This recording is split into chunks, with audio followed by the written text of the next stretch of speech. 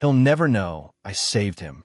Nathan Cole froze in his own garden, his hand gripping the wrought iron gate that separated his manicured lawn from the world beyond. Those words, spoken softly into a phone just 20 feet away, stopped him cold. The woman speaking was Alana Pierce, his 5-year-old son's nanny. The same woman he'd barely acknowledged for 6 months. The same woman he'd treated like invisible help in his own home. The same woman who had apparently been watching him more closely than anyone else in his life. I couldn't let him keep taking those pills with alcohol, Alana continued, unaware she was being heard. Her voice carried the weight of genuine concern, the kind of care that Nathan hadn't heard directed toward him since Sarah's death 2 years ago. The interaction could have killed him. I had to call his doctor and get the prescription changed. I couldn't just stand by and watch him destroy himself, not when no one needs him so much. Nathan's briefcase slipped from his fingers, hitting the stone pathway with a dull thud that seemed to echo through his entire world. He remembered the medication change 3 weeks ago with startling clarity now. His mother Martha had called him, worried and insistent, saying she'd noticed concerning symptoms during her weekly visit. She convinced him to see Dr. Harrison immediately. The doctor had been alarmed by Nathan's description of his symptoms and had changed his prescription that very day. Since then, Nathan's mind had been clearer than it had been in months. The dangerous fog that had been consuming him since Sarah's unexpected death was finally lifting. The combination of grief medication and his nightly wine had been creating a haze that Nathan had almost welcomed. It numbed the pain, made the endless days bearable. But it had also been slowly killing him, and he'd been too lost to care. All this time, he thought it was his own strength finally pulling him back from the edge. He'd credited his gradual emergence from the depths of grief to his own resilience, his own determination to be better for Noah. But it wasn't his strength at all. It was her, the nanny he'd hired without a second thought, conducting a perfunctory interview while barely looking up from her resume. The woman whose name he sometimes forgot when introducing her to visitors. The woman whose own story he dismissed as irrelevant. She had been watching him, protecting him, saving his life when no one else even noticed he was drowning in plain sight. Not his mother, not his business partners, not his few remaining friends who still checked in occasionally. It was the woman he paid to care for his son who had cared enough to intervene when his own family hadn't even realized how close he'd come to losing himself completely. This wasn't just about employment, about a nanny going above and beyond her duties. This was about family, about someone caring enough to intervene when his own family hadn't even realized the danger. This was about a love story he hadn't even known was beginning, written in small acts of protection and care that had happened without his knowledge or consent, but with perfect timing and devastating effectiveness.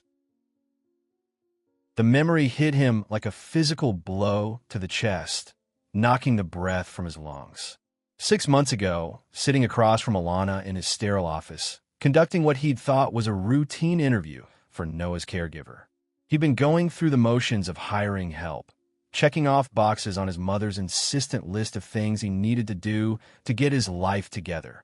The office had felt like a tomb that day, all polished mahogany and cold efficiency.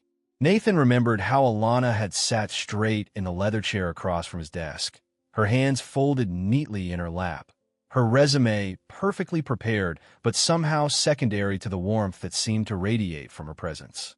He'd been irritated by that warmth, suspicious of anyone who seemed untouched by the kind of devastation that had become his constant companion. "Why do you want to work with children, Miss Pierce?" he'd asked, barely looking up from her resume, his voice flat and professional. He'd been conducting these interviews for weeks, and they all blended together into a parade of qualifications and references that felt meaningless in the face of his overwhelming grief. "My mother died when I was 16, Alana had said quietly, and something in her tone had made Nathan look up despite himself. There was no self-pity in her voice, no dramatic pause for effect. Just simple, honest truth delivered with the kind of gentle strength that comes from having survived real loss. The hospital was understaffed that night. There weren't enough nurses to monitor her properly. She had a reaction to medication, and by the time someone found her, her voice had broken slightly, just for a moment, before she gathered herself and continued. I became a pediatric nurse because I never wanted another family to lose what I lost. I specialized in working with children who had lost parents, who were navigating grief and trauma. I understand what it means to grow up too fast, to carry loss that feels too heavy for small shoulders. Nathan remembered his cold response, delivered without looking up from the papers in front of him. I'm not interested in personal stories, Miss Pierce. I need someone who can care for my son professionally. Nothing more. Noah doesn't need a therapist. He needs structure, routine, and competent childcare. How arrogant he'd been. How impossibly, devastatingly blind. She'd been trying to tell him who she was, someone who understood loss at the cellular level, who had dedicated her life to protecting others from the pain she'd endured, who had spent years learning how to help families heal from trauma. And he dismissed her story like it meant nothing, like her personal experience of loss was somehow irrelevant to caring for a grieving child. Now, standing in his garden with the truth washing over him in waves, Nathan realized this woman had been the answer to prayers he'd been too proud and too broken to pray. Her story wasn't just relevant, it was prophetic. She'd lost her mother to medical negligence, had grown up navigating a healthcare system that failed the people it was supposed to protect. And here she was, using that hard-won knowledge to save his life, to protect his family from the kind of loss she knew all too well. She had seen him deteriorating and had acted with the same protective instinct that had driven her to become a nurse in the first place. She hadn't waited for permission or recognition. She had simply done what needed to be done, the way someone does when family is at stake. That evening, Nathan found Alana in the kitchen, preparing Noah's bedtime snack with the same careful attention she brought to everything she did. His son was already upstairs, probably selecting the 3 books he was allowed to read before lights out, following the bedtime routine that Alana had established and maintained with gentle consistency. The house felt unusually quiet, as if the very walls were holding their breath, waiting for the conversation Nathan knew had to happen. Nathan had spent the afternoon wrestling with what he'd overheard, turning it over in his mind like a puzzle with pieces that didn't seem to fit together properly. Gratitude and fury, relief and violation, trust and suspicion, all of it swirled together into something he couldn't quite name or understand. Miss Pierce, he began, his voice sharper than intended, carrying the authority he was used to wielding in boardrooms, but that felt somehow wrong in this domestic space. I need to speak with you. Alana looked up from the apple slices she'd been arranging on Noah's favorite plate, the one with the cartoon dinosaurs that she'd found in a discount store and bought with her own money because she'd noticed Noah's fascination with prehistoric creatures. In 6 months of working in this house, Nathan had rarely spoken directly to her about anything other than Noah's schedule, medical appointments, or the basic logistics of childcare. Of course, Mr. Cole. Is everything all right?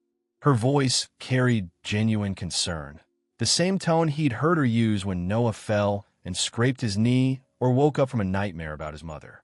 I overheard your phone conversation this afternoon about my medication.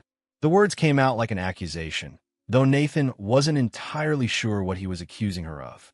The color drained from Alana's face so quickly that Nathan thought she might faint.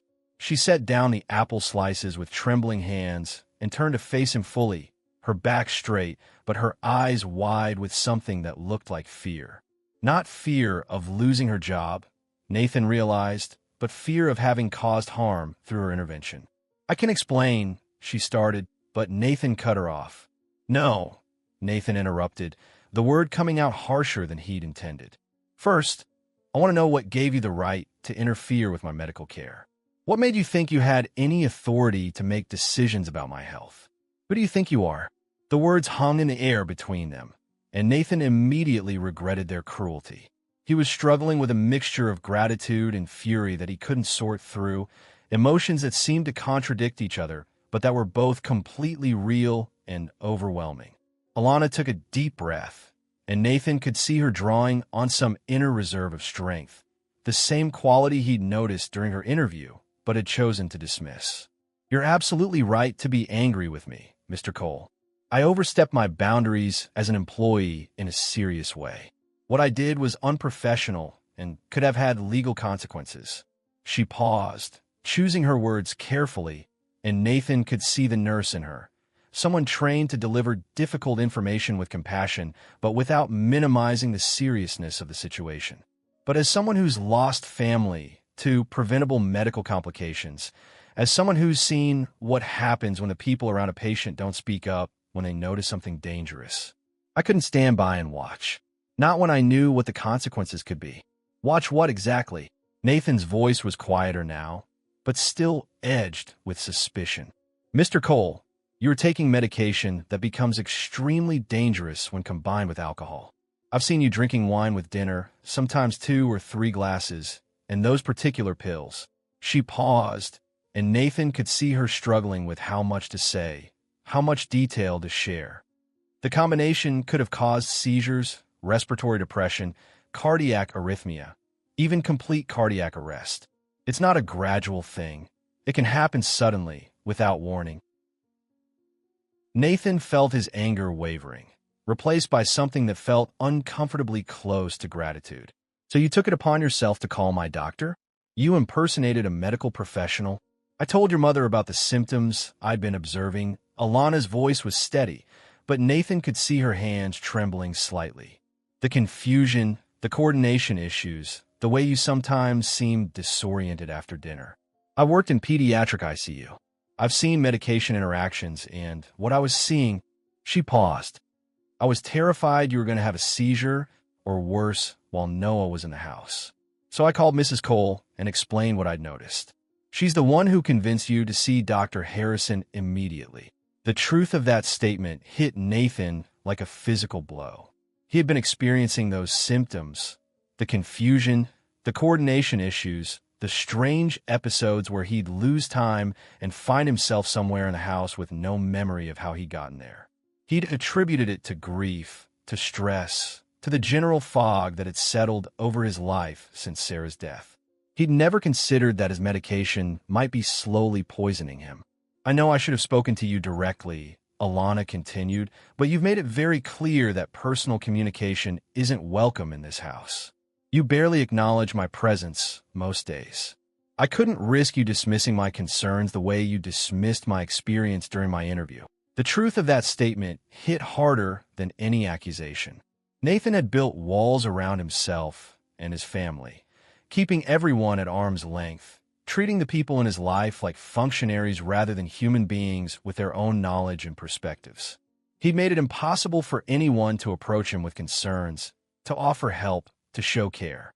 But this woman had cared enough to risk her job, her professional reputation, possibly even legal consequences, to save his life. She had seen him as more than just her employer.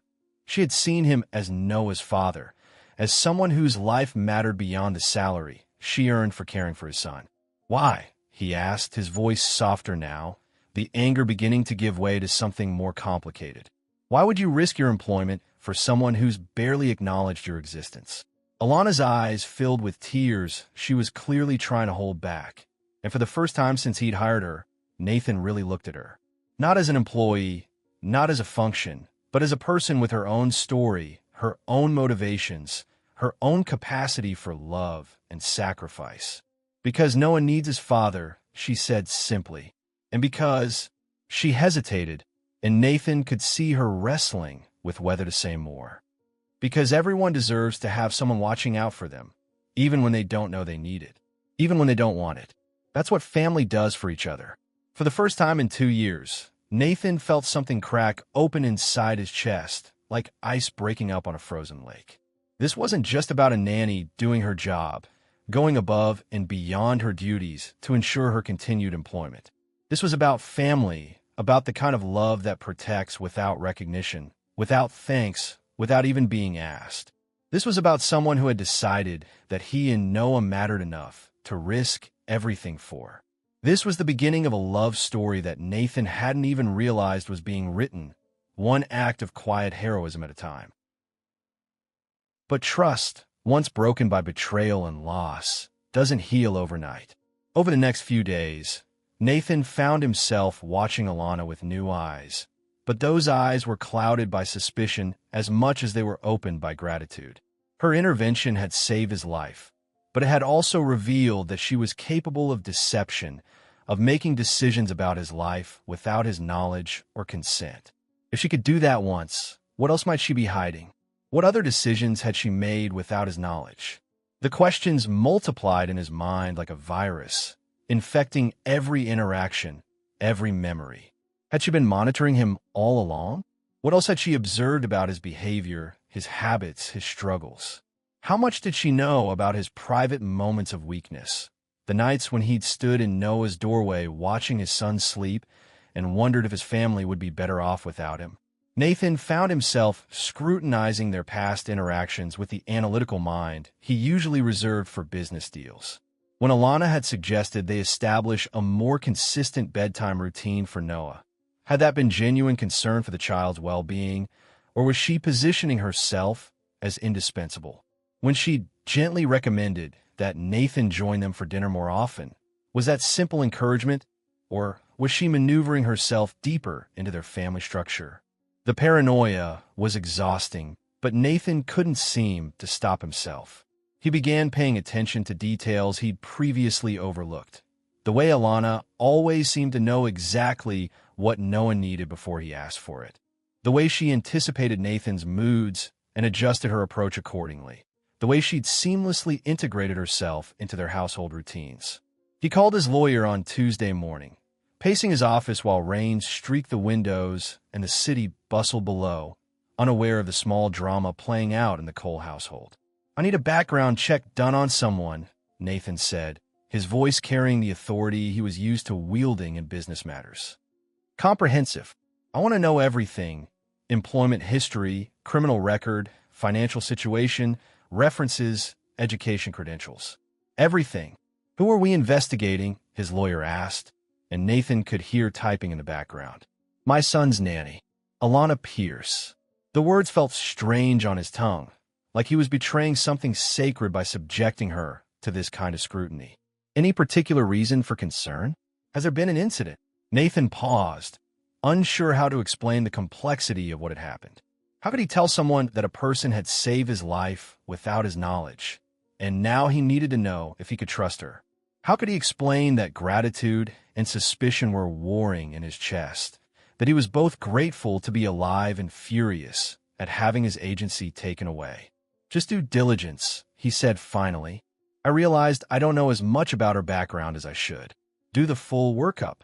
While waiting for the investigation results, Nathan began conducting his own informal surveillance. He started coming home at unexpected times, hoping to catch Alana in some moment of authentic behavior that might reveal her true intentions. But what he found instead were scenes that only deepened his confusion. He watched her spend her lunch break researching child development articles online, taking notes on strategies for helping children cope with grief.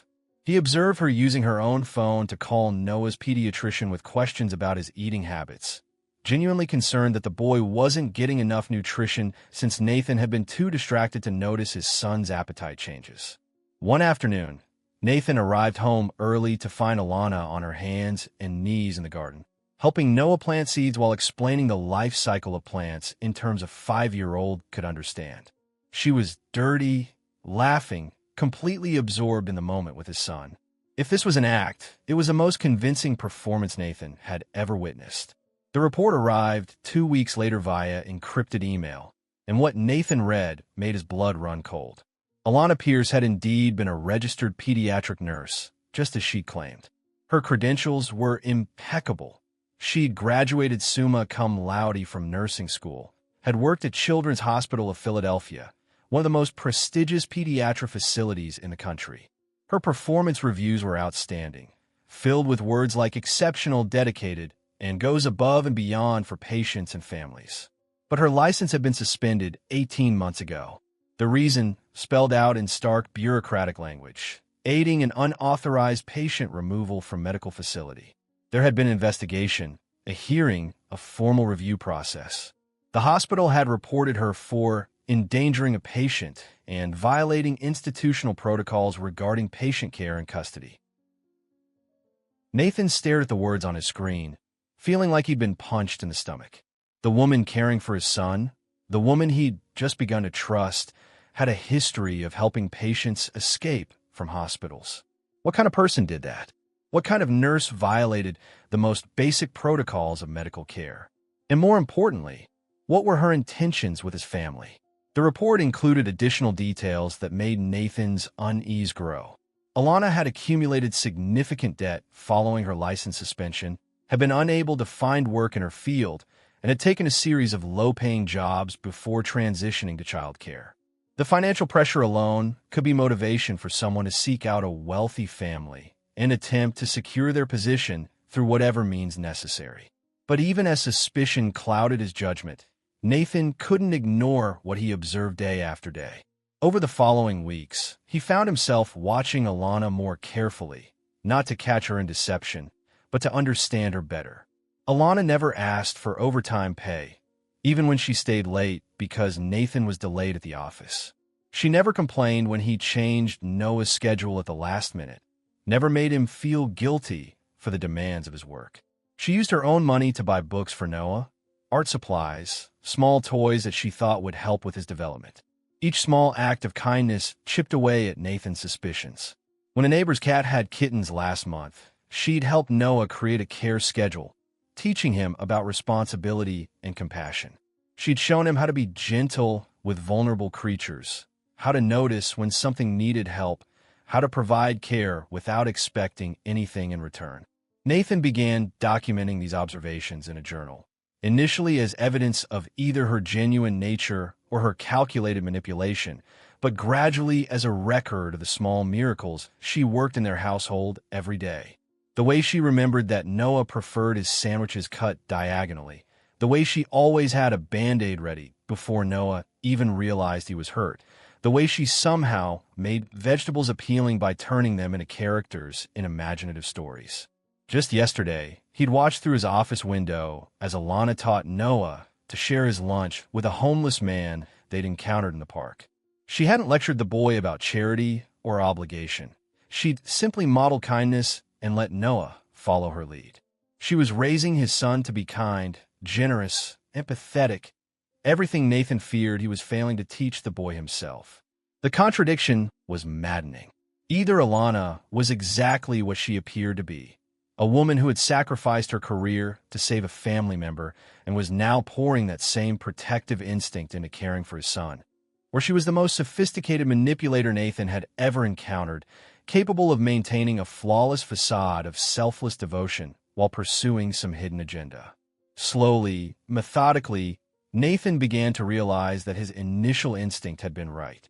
The woman who had risked her job to save his life was the same woman who spent her evenings reading parenting books and her weekends creating elaborate art projects with his son.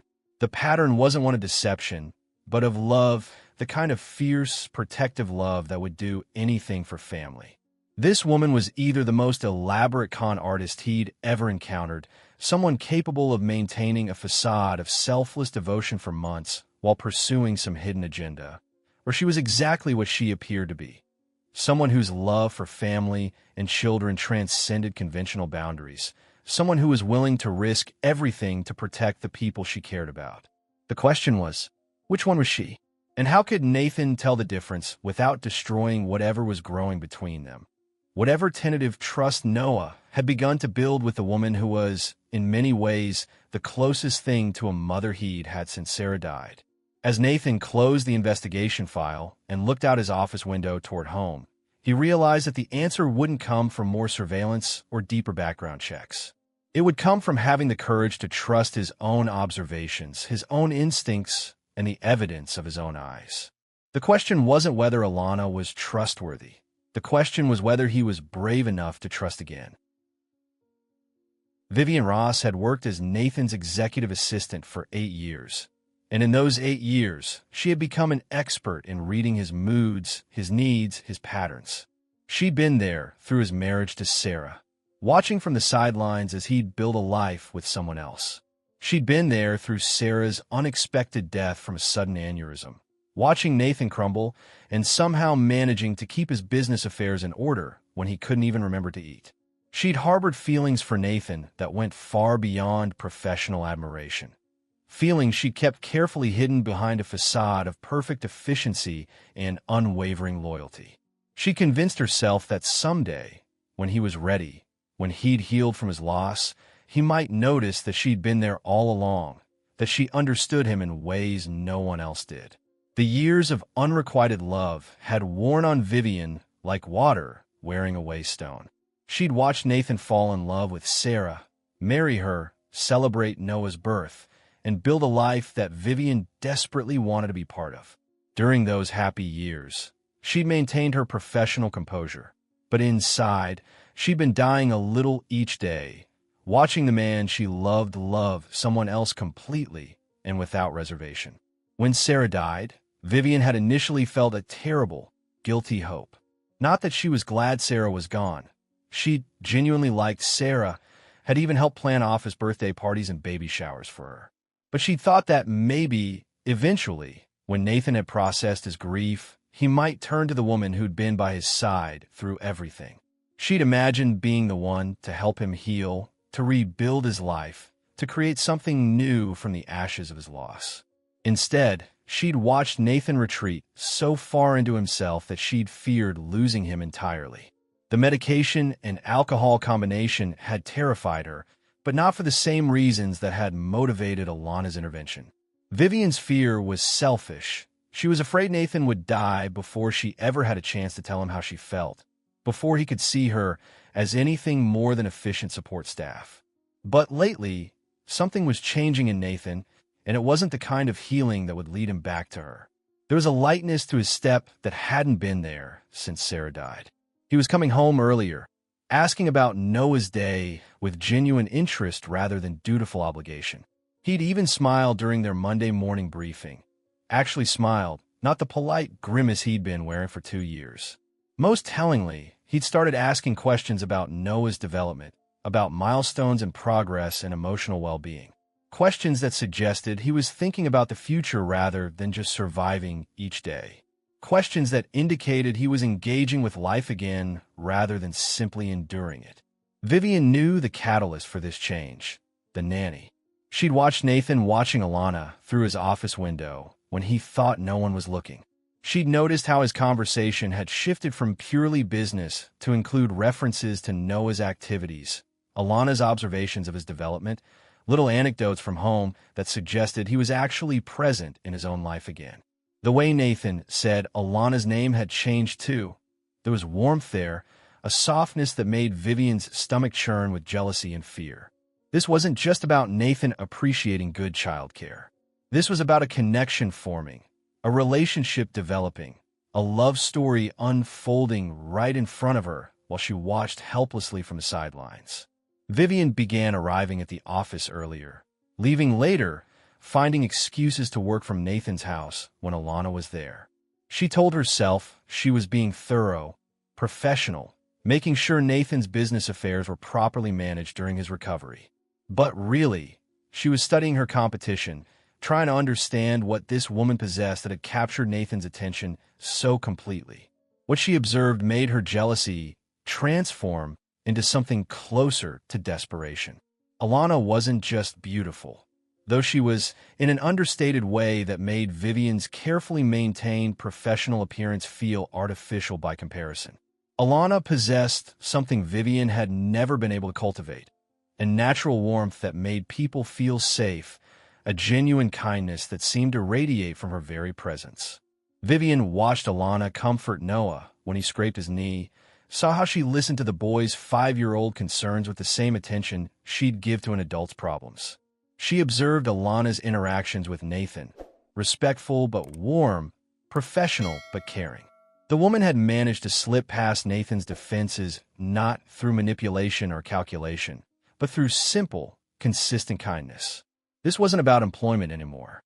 This was about a love story that was threatening to write Vivian out of Nathan's life entirely, relegating her permanently to the role of efficient assistant rather than potential partner. And Vivian refused to be relegated to the sidelines of Nathan's recovery without a fight. So she started listening, really listening. She began arriving early and staying late, finding excuses to be near the house when Alana was there, positioning herself to overhear conversations and phone calls. She told herself she was protecting Nathan, watching out for his interests, making sure he wasn't being taken advantage of in his vulnerable state. The rationalization came easily.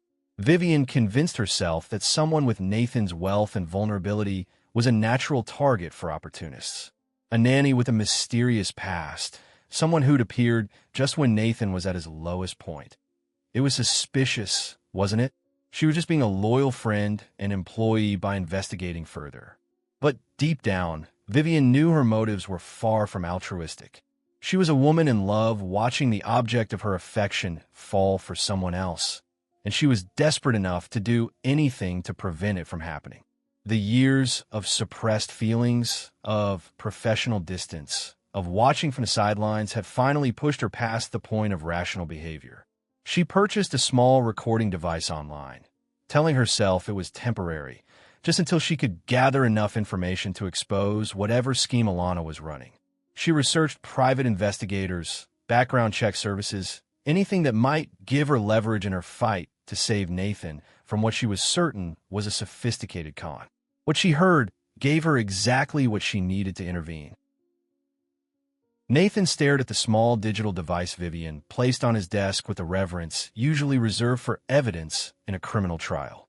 The device was sleek and expensive-looking, clearly purchased for this specific purpose rather than borrowed or improvised.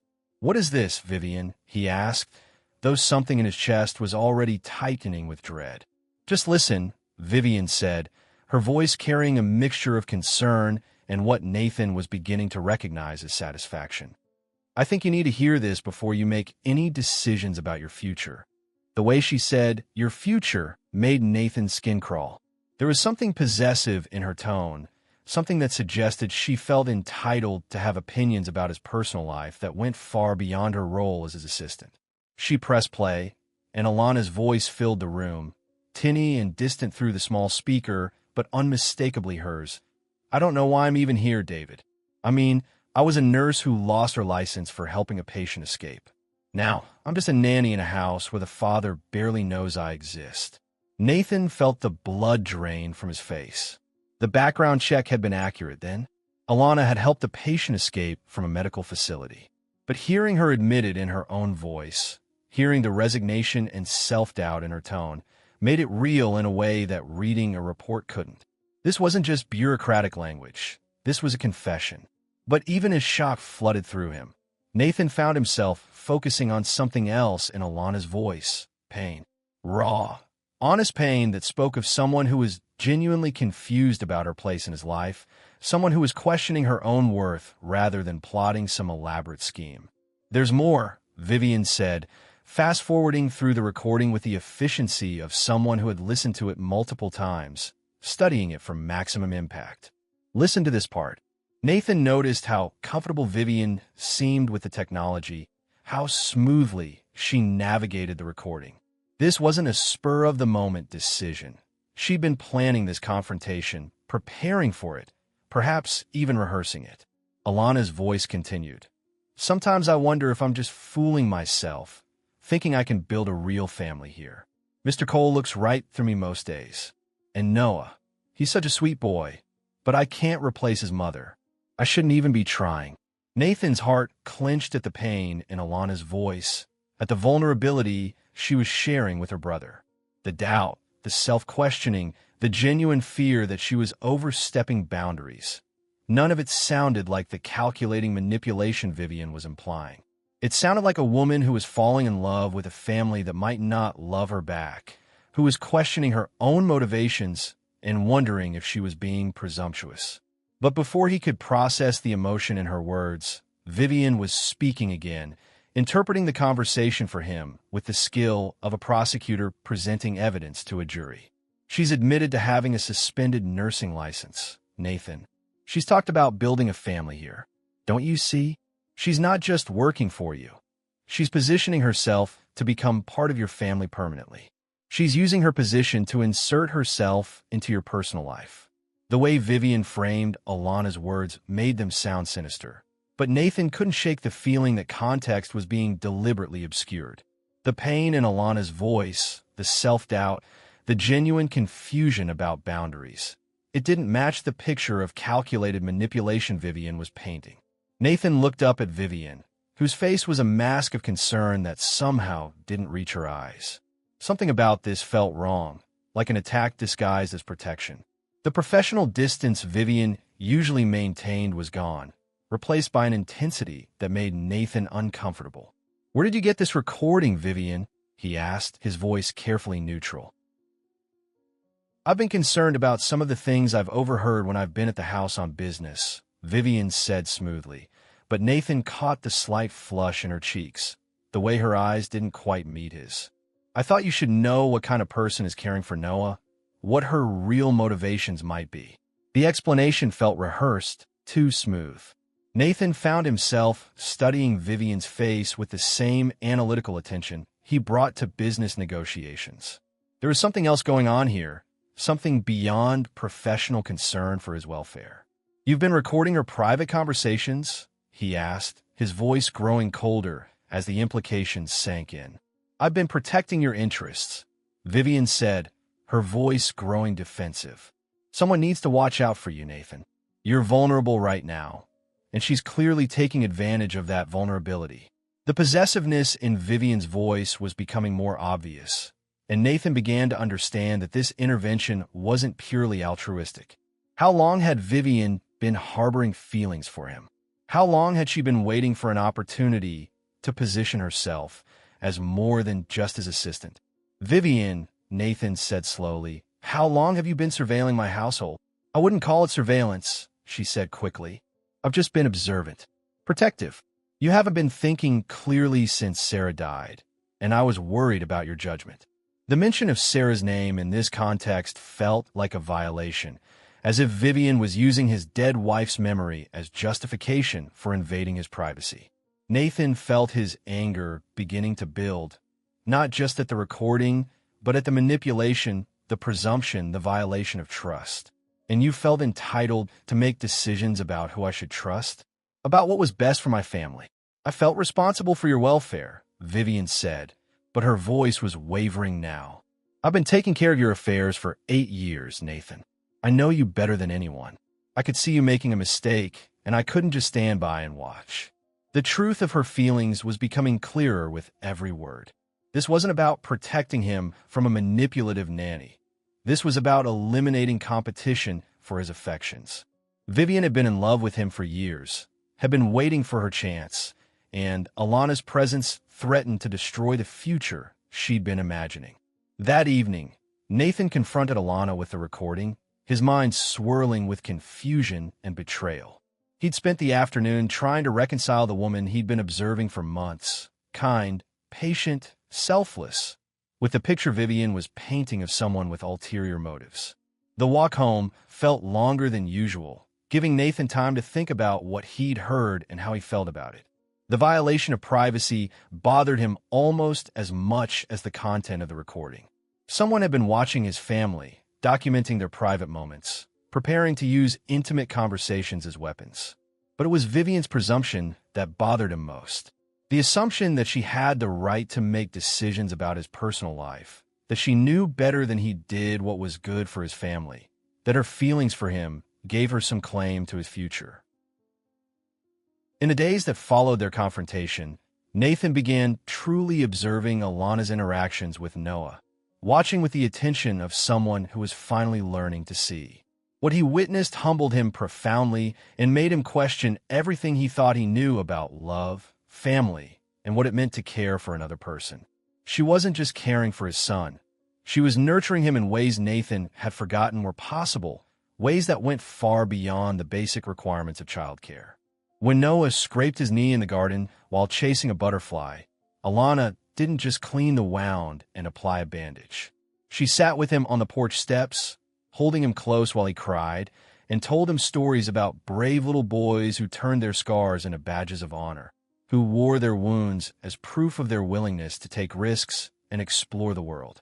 Nathan watched from his office window as this scene unfolded, remembering how Sarah used to handle Noah's injuries with the same combination of practical care and emotional comfort.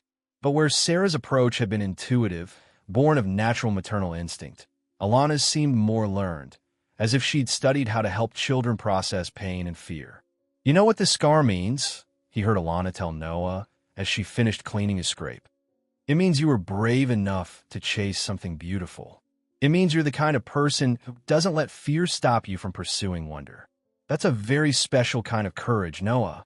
The 5-year-old stopped crying and looked down at his bandaged knee with new interest. "Really? It means I'm brave?" "The bravest," Alana confirmed, kissing the top of his head. "And every time you see this little mark, even after it heals, you'll remember that you're someone who chases butterflies even when there might be thorns along the way." Nathan felt his throat tighten with emotion. This wasn't just comfort, this was transformation. Alana was teaching his son to reframe pain as evidence of courage, to see scars as symbols of his willingness to engage fully with life. It was a lesson Nathan desperately needed to learn himself. When Noah asked the inevitable, heartbreaking question about why his mommy had to die, Alana didn't offer empty platitudes about heaven or God's plan. Instead, she helped him plant a small garden in Sarah's memory, explaining that some people live on in the love they leave behind, in the beauty they inspire others to create, in the ways they change the people who knew them. Nathan watched this conversation from the kitchen doorway, his heart breaking and healing simultaneously as he listened to Alana help his son process grief in a way that honored Sarah's memory while allowing Noah to move forward. "Your mommy wanted you to be happy, didn't she?" Alana asked as they planted tiny seeds in the memorial garden. "Yes," Noah said solemnly. "She used to say that my smile was her favorite thing in the whole world. Then being happy is how we honor her memory," Alana explained gently. "When you laugh, when you play, when you learn new things and make new friends, that's how you keep your mommy's love alive in the world. She wanted you to grow and flourish, just like these seeds." Nathan had to step away from the doorway, overwhelmed by the wisdom and grace of Alana's approach. She wasn't trying to replace Sarah or minimize Noah's loss.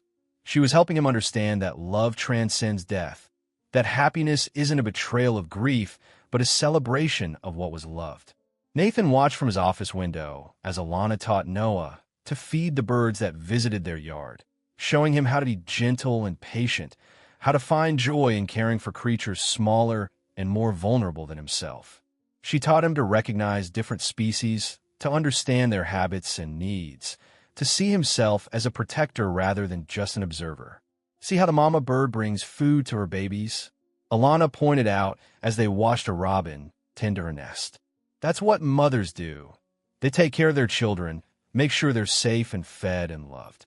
Your mommy did that for you when you were a baby, and now you can do it for these little birds." "Am I like a mama bird now?" Noah asked, carefully scattering seeds on the ground. "You're like a big brother bird," Alana said with a smile. "Someone who helps take care of others because you're kind and strong and have love to share." Nathan found himself thinking about his own capacity for nurturing, wondering when he'd stop seeing himself as someone who could provide comfort and care rather than just financial support and basic necessities. Watching Alana with Noah was showing him aspects of fatherhood he'd forgotten existed. One afternoon, Nathan witnessed an exchange that brought him to tears. Noah had found a baby bird that had fallen from its nest, and instead of simply moving it to safety, Alana had used the moment to teach him about compassion, about the responsibility that comes with being able to help someone who can't help themselves. "When we're bigger and stronger than someone else," she told Noah, carefully helping him create a makeshift nest for the injured bird, "it's our job to be gentle and kind. Not because we have to, but because we get to, because that's how love works. It makes us want to take care of each other."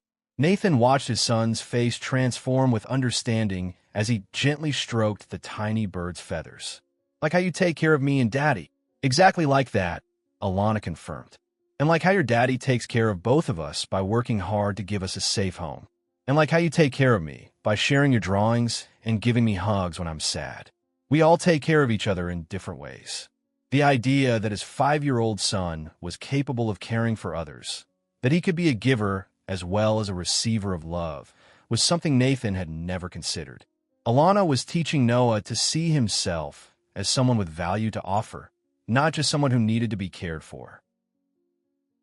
But it was the conversations Nathan overheard in the evenings, when Alana was tucking Noah into bed, that truly revealed the depth of her care for his son. One night, he found himself standing outside Noah's door, listening to a conversation that would change everything. "Miss Alana," Noah had said in the thoughtful voice he used when wrestling with big ideas, "if Mommy was still here, would you still love me?" Nathan held his breath, waiting for Alana's response, knowing that her answer would reveal everything about her motivations, her heart, her understanding of what family meant. "Oh, sweet boy," Alana's voice was thick with emotion, "love isn't something that gets used up or replaced. Your mommy's love for you is forever. It's written into your DNA, it's part of who you are, and nothing can ever change that. My love for you is different, but it's just as real. You have enough room in your heart for both kinds of love, and you always will." Nathan felt tears streaming down his face as he listened to this perfect explanation of how love works, how families can grow and change without diminishing what came before. "Do you think Daddy has room in his heart for you too?" Noah asked with the devastating honesty that only children possess. Nathan found himself leaning closer to the door, desperate to hear Alana's response. "Your daddy loved your mommy very much, Noah. That kind of love leaves a mark that never goes away, and that's a beautiful thing. But hearts are amazing. They can hold all kinds of love without any of it being less important.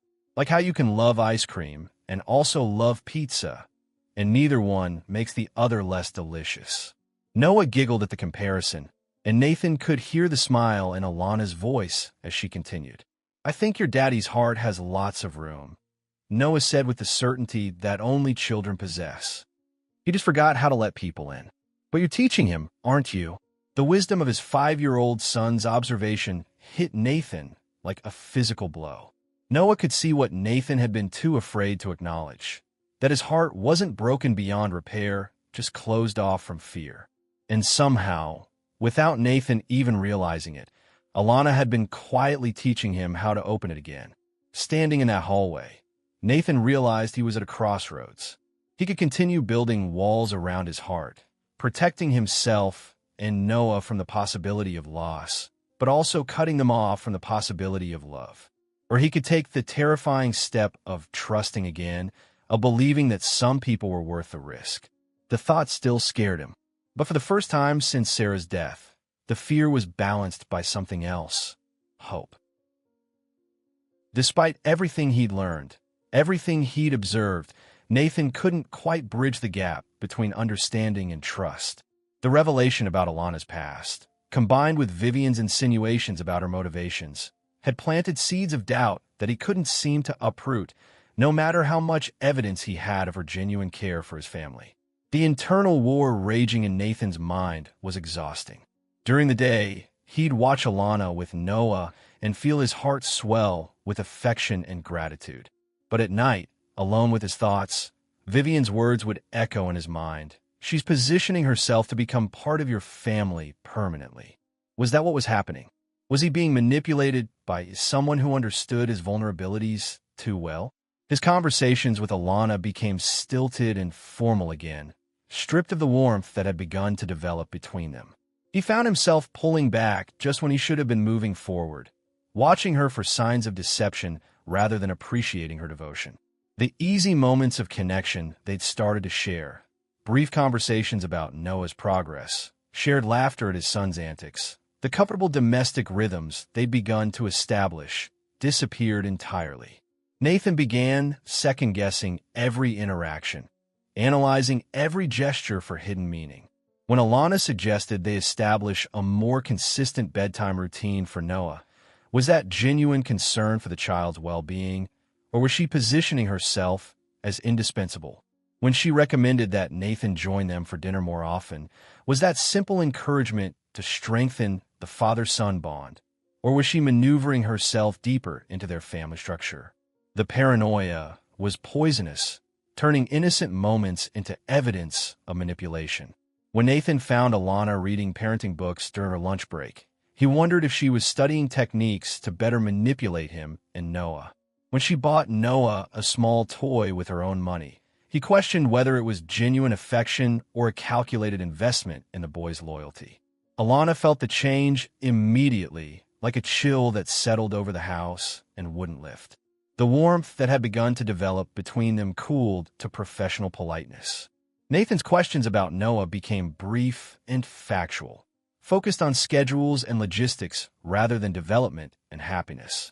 He stopped joining them for lunch on weekends, stopped lingering in doorways to watch her read to Noah, stopped asking her opinion about decisions that affected his son. The shift was devastating for Alana, who had begun to hope that she might truly become part of their family. She'd felt Nathan warming toward her, had sensed the possibility of something beautiful growing between them. But now he looked at her with suspicion, spoke to her with cold formality, treated her like a threat rather than a blessing. She tried to understand what had changed, replaying their conversations in her mind, wondering what she'd done wrong. Had she overstepped some boundary she didn't know existed? Had she revealed too much of her feelings? Had she misread the signals entirely? The worst part was that Alana could see Nathan's internal struggle, could recognize the war between his rational understanding of who she was and his emotional fear of being vulnerable again. She watched him watch her, saw him trying to catch her in some moment of duplicity that would justify his decision to pull back, to protect himself from the risk of caring about someone who might leave him. Noah sensed the tension between the adults in his life with the intuitive wisdom that children possess.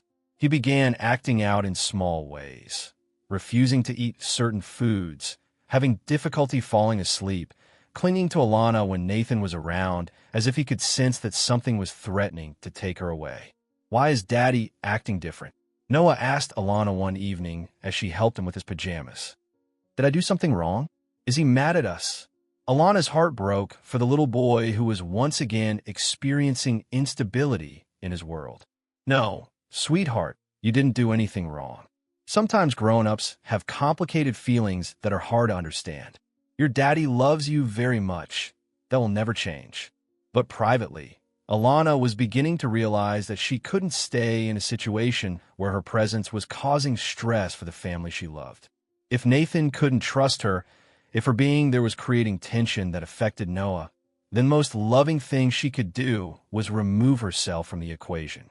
One Tuesday morning, after a week of increasingly strained interactions, Alana requested a private meeting. She stood in Nathan's office with her resignation letter in hand, her decision made despite the pain it was causing her. The resignation letter had taken her hours to write, filled with multiple drafts as she tried to explain her decision without revealing how much it was breaking her heart. How could she tell him that leaving felt like tearing away a piece of her soul? How could she explain that she'd fallen in love not just with Noah, but with the possibility of the family they could become together? "Mr. Cole, I think it's time for me to move on," she said, her voice carefully controlled. "Noah is a wonderful boy, and I care about him deeply, but I think he needs someone who can work in a more stable environment." Nathan felt panic rising in his chest, a desperate need to somehow fix what was breaking without having to risk his heart in the process. "Has someone said something to you? Has there been a problem with your work?" "No direct problems," Alana said carefully, "but I can sense that you're not comfortable with me here anymore. You can't trust the person caring for your son, and if you can't trust me, then I shouldn't be in this position." Noah deserves better than that uncertainty. The truth of her words hit Nathan like a physical blow. She was right. He didn't trust her, not completely, and that lack of trust was poisoning the environment for everyone, especially Noah. But the thought of her leaving filled him with terror that had nothing to do with finding replacement childcare and everything to do with losing the woman who had brought light back into their lives. "Alana, wait," Nathan started, but she held up a hand to stop him. "It's Miss Pierce," she corrected quietly, and the formality felt like a door slamming shut. "I think that's probably best for everyone involved." The deliberate return to formal address was like a knife to Nathan's heart. They'd been Alana and Nathan to each other for months, had shared moments of genuine connection and understanding. Now she was creating distance, protecting herself from further hurt by rebuilding the professional barriers they'd slowly dismantled. Nathan watched her walk away, knowing he was making the biggest mistake of his life, but unable to stop himself. His fear of being vulnerable again, his terror of trusting someone completely only to lose them, was stronger than his rational understanding of who Alana really was. His terror of building a love story only to watch it end in loss was paralyzing him when he should have been fighting for what they could have together. That night, Noah cried himself to sleep, and Nathan sat in his son's room, feeling like the worst father in the world. The little boy's tears were an indictment of Nathan's cowardice, proof that his fear was hurting the very person he was trying to protect. When is Miss Alana coming back? Noah sobbed into his pillow. I drew her a picture of our family, but she won't be here to see it. Nathan held his son, feeling the weight of his mistakes crushing down on him. How could he explain that he'd driven away the best thing that had happened to their family since Sarah died? How could he tell a 5-year-old that sometimes adults make terrible decisions based on fear rather than love? The next morning, Noah refused to eat breakfast, pushing away the simple meal Nathan had prepared with listless disinterest. By the end of the week, the little boy who had been blooming under Alana's care was withdrawing into himself, becoming quiet and withdrawn in ways that reminded Nathan of his own worst moments after Sarah's death. Where did Miss Alana go? Noah asked every day, his voice getting smaller and more hopeless each time. Why won't she come back? Did I do something wrong? Did I make her sad?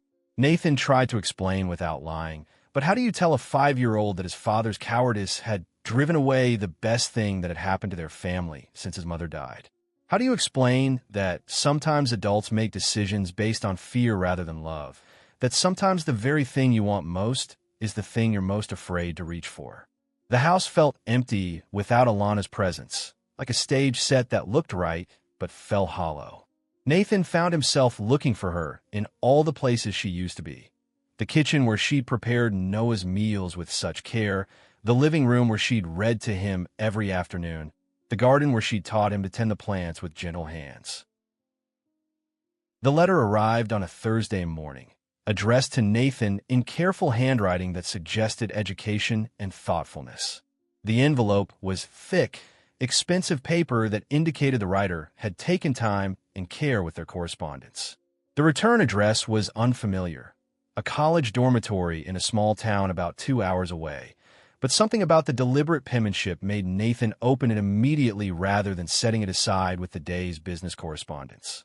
When Nathan opened it, he found something that would shatter every remaining wall around his heart and force him to confront the magnitude of his mistake. Mr. Cole, my name is David Pierce. I'm Alana's brother, the one she helped escape from the hospital 2 years ago. I'm writing to you because I love my sister, and I can see that she's been heartbroken since leaving your employment, though she'd never admit it. I probably shouldn't be interfering in her life this way. Alana has always been fiercely independent, protective of others, but reluctant to let people protect her. She'd be mortified if she knew I was writing to you, but I can't stand by and watch her suffer when I might be able to help her find the happiness she deserves. Alana doesn't talk about her own pain much. She never has, but I can see it in her eyes when she thinks no one is looking. She's been carrying a sadness that I recognize from the worst days of my own recovery, and I know it's connected to leaving your family. When she comes to visit me at school, she tries to be cheerful and interested in my studies, my friends, my future plans. But there's a hollow quality to her smile that wasn't there before. She stares out windows with a lost expression, and sometimes I catch her looking at children on campus with such longing that it breaks my heart. Last week, she showed me a drawing that your son had made for her, a picture of 3 people holding hands labeled my family. She's kept it tucked in her wallet like it's the most precious thing she owns. When I asked her about it, she cried for the first time since our parents died. That's when I knew I had to write to you. I don't know exactly what happened between you and my sister, but I wanted you to know what kind of person Alana really is, in case it matters to your decision about her place in your life. When I was 19, I had a motorcycle accident that left me with a traumatic brain injury. The physical recovery was difficult, but the mental health challenges that followed nearly destroyed me. The depression and anxiety were devastating, and after my second suicide attempt, I was placed in a psychiatric facility that was supposed to help me heal. I won't go into all the details of how dark that time was for me, but I'll say this. I was disappearing, not just from the world, but from myself. The person I'd been before the accident, someone who loved learning, who had plans and dreams and hope for the future, was being systematically erased by a system that treated mental illness like a crime to be punished rather than a condition to be healed. My parents had died when I was 16 and Alana was 22, so she was all the family I had left. She was trying to finish her nursing degree while working 2 jobs to support us both, but she visited me every single day, even when it meant driving an hour each way after working a 12-hour shift. I remember those visits so clearly. Alana would arrive exhausted, still in her scrubs from whatever hospital job she'd worked that day, but she'd bring books, puzzles, news from the outside world. She'd tell me about her classes, her patients, funny stories from her work. She was trying to keep me connected to life, to remind me that there was a world beyond the gray walls of that place. But I could see the toll it was taking on her. She was losing weight, missing classes, falling behind on her own studies because she was so focused on taking care of me. Other family members, distant relatives, family friends, were telling her she needed to focus on her own life, that she couldn't sacrifice her future for someone who might never recover. Alana never wavered. Not once. She researched my condition obsessively, learning everything she could about traumatic brain injury and its effects. She questioned my doctors about treatment options, challenged their approaches when she thought they weren't in my best interest. She became my advocate when I was too sick to advocate for myself. The hospital I was in was more concerned with managing patients than healing them. We were heavily sedated to keep us compliant. Therapy was minimal and impersonal, and the staff treated us like problems to be solved rather than people who needed help. I was disappearing into that system, Mr. Cole. I could feel myself giving up, accepting that this was all my life would ever be. Alana researched alternatives while maintaining her own exhausting schedule. She found a private facility that specialized in trauma therapy and had real success rates with patients like me. But they wouldn't accept a transfer from my current hospital. The doctors claimed I was too unstable for the program, though Alana suspected they simply didn't want to lose the steady income my insurance provided. The bureaucracy was impenetrable. Every appeal was denied. Every request for alternative treatment was dismissed. I was trapped in a system that was failing me, and everyone seemed content to let me rot there as long as the paperwork was properly filed and the bills were being paid. That's when Alana made a choice that cost her everything, but saved my life. She signed me out against medical advice, loaded me and my few possessions into her car, and drove me 400 miles to the private facility. She used her entire savings, money she'd been setting aside for her own education and future, to pay for my first month of treatment. The drive was terrifying for both of us. I was heavily medicated, confused, barely functional. Alana was risking her career, her financial security, possibly even criminal charges. But she never hesitated, never expressed doubt about what she was doing. She just kept saying, "We're going to get you help, David. Real help. I promise." That facility saved me, Mr. Cole. Real therapy, proper medication management, support groups with other young people who understood what I was going through. It all came together to give me back my future. But more than that, it gave me back my hope. The treatment approach was completely different. Instead of being sedated into compliance, I was challenged to engage with my recovery. Instead of being treated like a collection of symptoms, I was seen as a whole person with a life worth saving. The staff talked to me about my goals, my dreams, my plans for the future. They helped me understand that my brain injury didn't define me. It was just one part of my story. Within 6 months, I was functional again. Within a year, I was ready to start college. I'm now a senior at State University, studying social work, so I can help other families navigate mental health crises. I have a girlfriend who loves me despite my scars, friends who understand my journey, and dreams for my future that extend far beyond just surviving each day. None of that would exist if Alana hadn't sacrificed everything to save me. My sister lost her nursing license, her savings, her career trajectory, and her professional reputation to give me a chance at life. The hospital reported her for endangering a patient and unauthorized removal, and because she couldn't afford a good lawyer, she couldn't fight the charges effectively.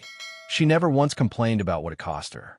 When I thanked her years later, she just smiled and said, "Family takes care of family." That's what love means.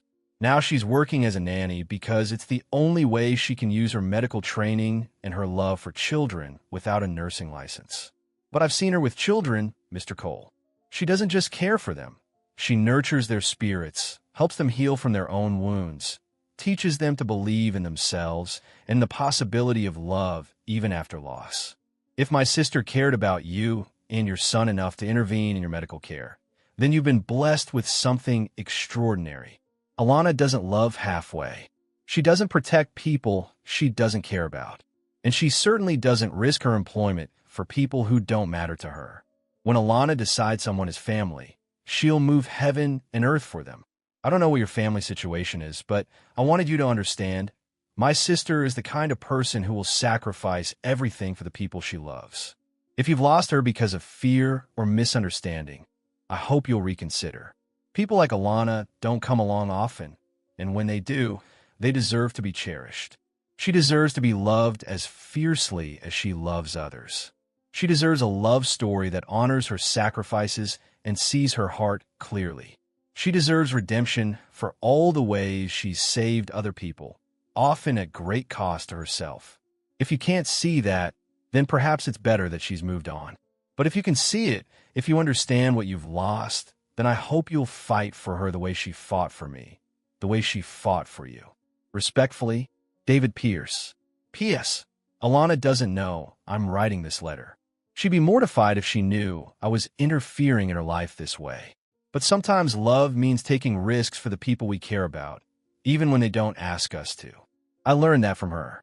Nathan read the letter 3 times, each reading hitting him harder than the last, like waves breaking over someone who'd been holding their breath underwater. He thought about Alana's sacrifice for her brother, and then he thought about her sacrifice for him. She'd risked her job to save his life, just as she'd risked her career to save David's. This wasn't a pattern of reckless behavior or questionable judgment. This was a pattern of love so deep and selfless that it was willing to pay any price to protect the people who mattered. He thought about Noah's drawings, hidden away in Alana's apartment like treasures. He thought about the way she taught his son to love without fear, to trust without reservation, to believe that families could grow and change while still honoring what came before. He thought about the garden she'd helped Noah plant in Sarah's memory, turning grief into something beautiful and alive. Alana Pierce was the kind of woman who would move heaven and earth for family, and she considered Nathan and Noah worth saving, worth sacrificing for, worth loving with everything she had. He looked around his empty house, listened to the silence where Noah's laughter used to be, and realized he'd thrown away a love story that Sarah herself would have blessed. He'd been so afraid of betraying her memory that he'd betrayed the very values she tried to instill in him. Openness, trust, the willingness to let love grow and change and expand. Nathan drove to the address from Alana's employment file with his heart pounding so hard he could hear it over the radio. Fear and hope warring in his chest as he navigated through the modest neighborhood where she lived. The area was older but well-maintained, the kind of place where hard-working people built decent lives without pretense or luxury, where families took care of each other and neighbors knew each other's names. The drive gave Nathan time to think about everything that had led to this moment. The misunderstandings, the fear, the way he'd let other people's interpretations cloud his own observations. He thought about Vivian's motivations, finally understanding that her intervention had been about her own feelings rather than his welfare. He thought about his own cowardice, the way he'd chosen fear over trust, suspicion over love. As he drove, Nathan practiced what he would say to Alana, how he would begin to apologize for the magnitude of his mistakes. But every script he prepared felt inadequate to the task of expressing how sorry he was, how wrong he'd been, how desperately he wanted a chance to make things right. Alana's apartment building was a three-story brick structure with window boxes full of flowers and a small garden in the courtyard that someone clearly tended with love and attention. Nathan climbed to the third floor, his legs heavy with the weight of everything he needed to say, suddenly aware that he had no idea how to begin this conversation. No script for asking forgiveness for the kind of blindness that had nearly cost him everything.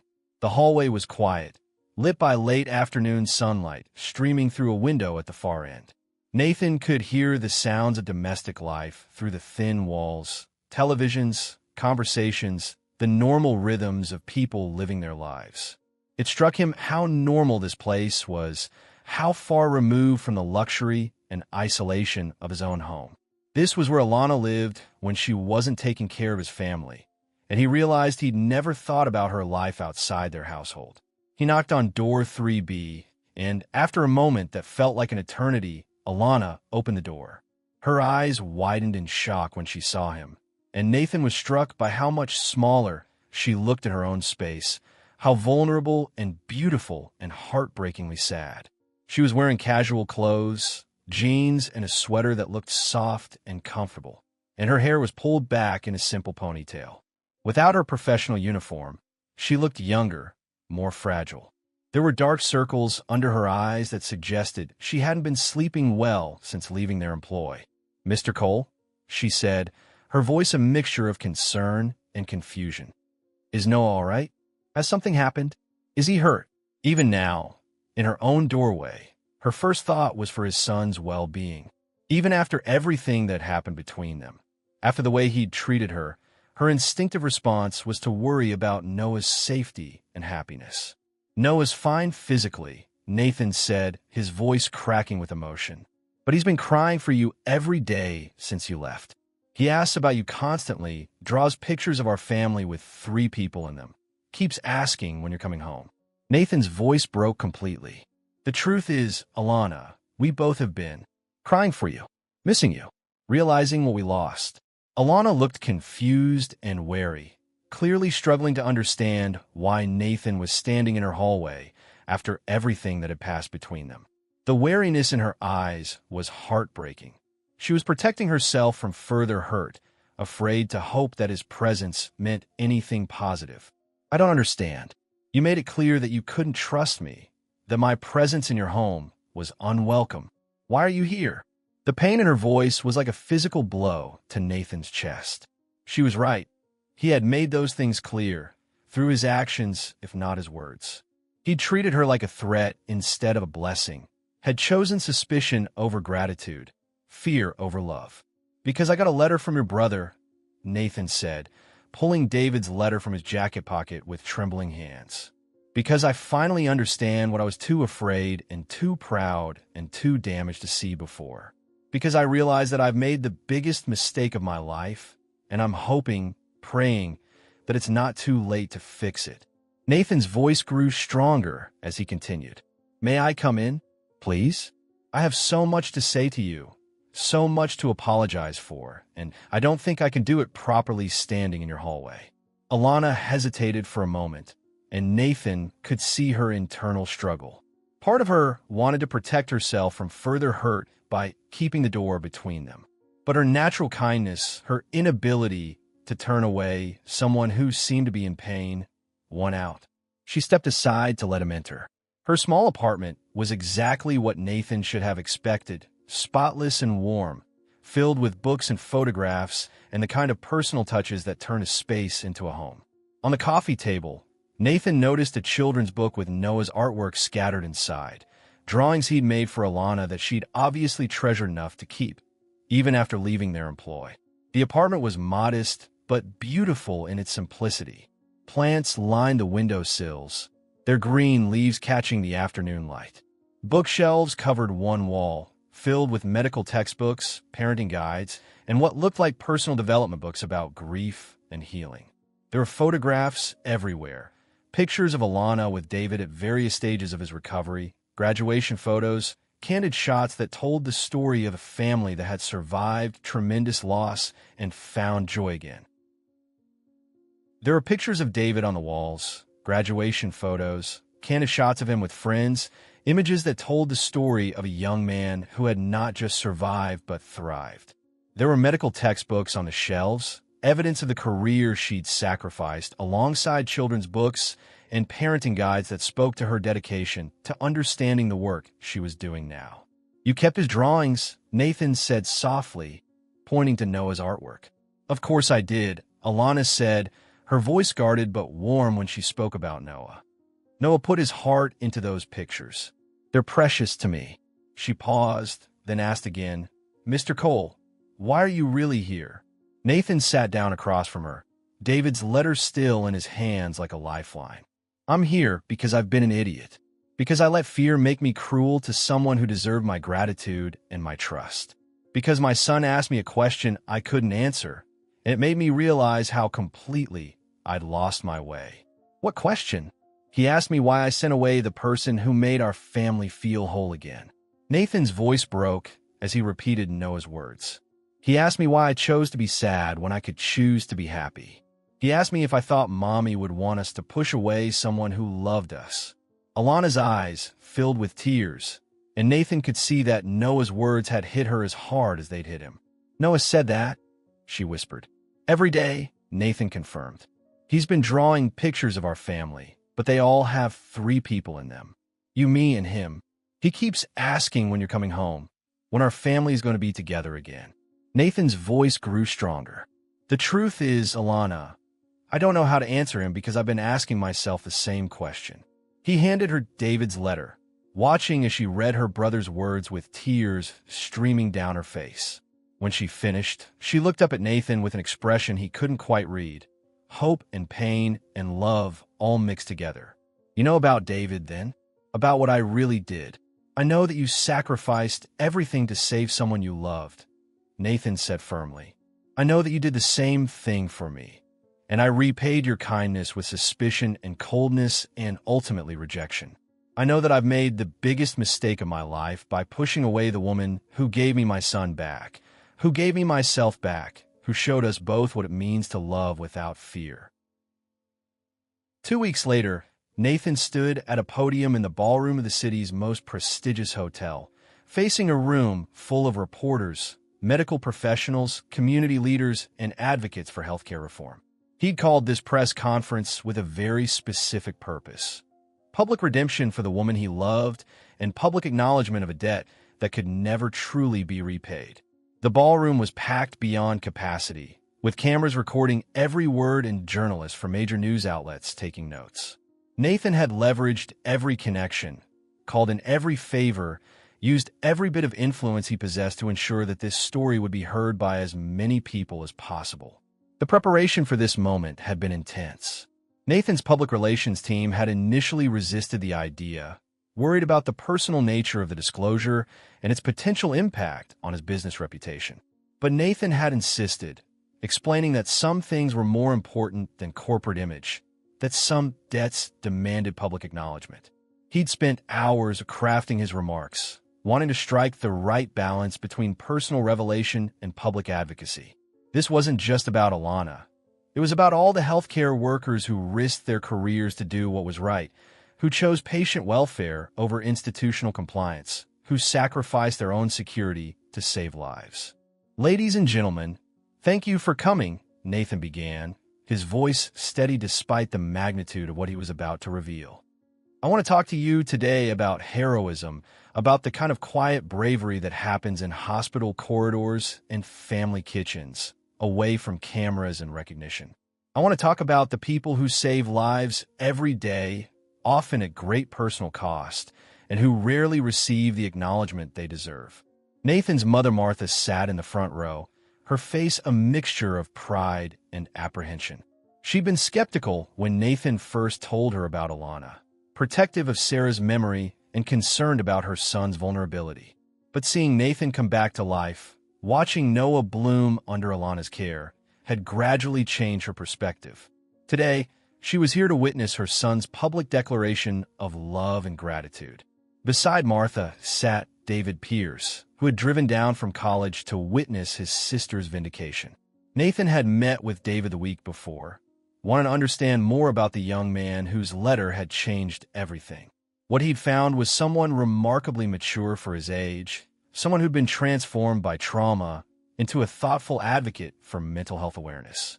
3 months ago, I was a man sleepwalking toward his own destruction, Nathan continued, his voice growing stronger. I was so consumed by grief over my wife's death that I couldn't see the love that was literally surrounding me. My 5-year-old son was crying himself to sleep because his father had become a ghost in his own home. I was taking medication that, combined with alcohol, could have killed me. I was slowly, methodically destroying everything my wife had loved most: my life, my health, my relationship with our son. The room was completely silent, hanging on every word.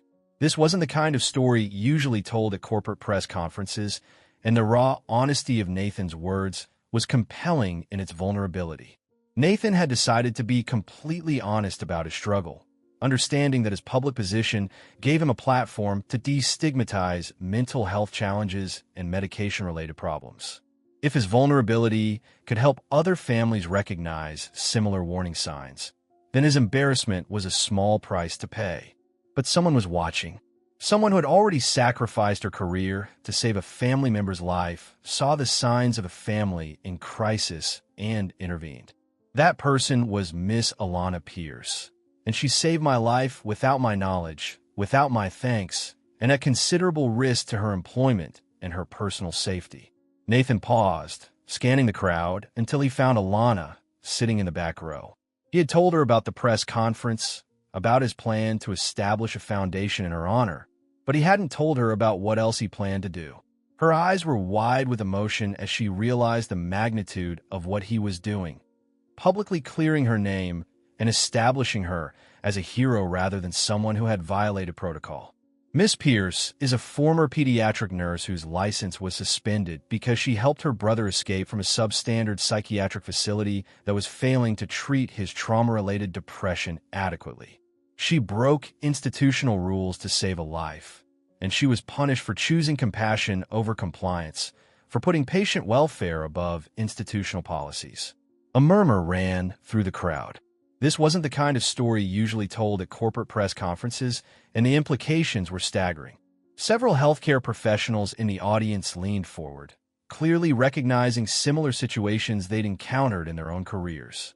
Nathan had researched extensively for this moment, consulting with medical ethicists, patient advocates, and healthcare reform experts. He wanted to ensure that his public statement would contribute to meaningful change rather than just personal vindication. Today, I'm announcing the establishment of the Pierce Foundation for Medical Advocacy, a fund dedicated to supporting healthcare workers who risk their careers to protect patients from systemic failures. This foundation will provide legal support, financial assistance, and licensing restoration help for medical professionals who put patient welfare above institutional policies, who choose healing over bureaucracy, who risk everything to do what's right. Nathan's voice grew stronger and more passionate as he continued. But more than that, I want to publicly acknowledge that Miss Pierce represents the best of what healthcare should be. She doesn't just treat symptoms, she protects families. She doesn't just follow protocols, she saves lives. She doesn't just care for patients, she loves them enough to sacrifice everything for their well-being. The foundation would be funded with a substantial portion of Nathan's personal wealth, managed by a board of medical ethicists and patient advocates. He'd already secured commitments from several prominent healthcare attorneys to provide pro bono services to the foundation's beneficiaries. He looked directly at Alana, his voice growing tender and personal despite the public setting. "Miss Pierce, would you please join me up here?" Alana shook her head, clearly overwhelmed and terrified by the public attention, but the crowd began applauding, encouraging her forward. Nathan could see her struggling with her natural inclination to avoid the spotlight, but finally, she made her way to the front of the room, tears streaming down her face. When she reached the podium, Nathan took her hand, facing the cameras and the crowd with the woman he loved beside him. "I owe you a debt I can never repay," he said, speaking to Alana but loud enough for everyone to hear. "You saved my life, you saved my son's happiness, and you saved our family from complete destruction. I was too proud and too afraid to acknowledge that debt privately. So I'm acknowledging it publicly now, in front of all these witnesses, with the hope that your story will inspire others to recognize and support the everyday heroes in their own lives." He turned to face her fully, his voice growing even more personal. "You deserve recognition, you deserve your career back, and you deserve to be loved as completely as you love others. You deserve a love story that honors your sacrifices and celebrates your courage." Nathan pulled a small velvet box from his jacket pocket. He had planned to wait, to do this privately, but looking at Alana now, seeing her tears of gratitude, seeing how moved she was by this public acknowledgement of her worth, he realized there would never be a more perfect moment. If she said no, at least she would know that he valued her enough to risk everything in front of the world. The ring had been his grandmother's, a family heirloom that Sarah had worn briefly before choosing something more modern for their engagement. Nathan had retrieved it from his safe deposit box the day after receiving David's letter, understanding somehow that this was the ring meant for Alana, something with history, with the blessing of the women who had loved his family before her. He dropped to one knee in front of a room full of strangers and cameras, making the most public proposal in the city's recent memory. "Alana Pierce, will you marry me? Will you be Noah's mother and my wife? Will you let us become the family we were meant to be, the family that honors both the past and the future, the family built on love and forgiveness and second chances?" The room erupted in applause as Alana sobbed and nodded, pulling Nathan to his feet to kiss him in front of the flashing cameras and rolling video. It wasn't just a proposal. It was a public declaration that love stories can begin with redemption, that families can be built on forgiveness, that sometimes the greatest love comes from the most unexpected places and grows through the most difficult circumstances. 6 months after their engagement, Nathan suggested something that surprised both him and Alana. He wanted to visit Sarah's grave together, with Noah, to formally introduce the two most important women in their family story.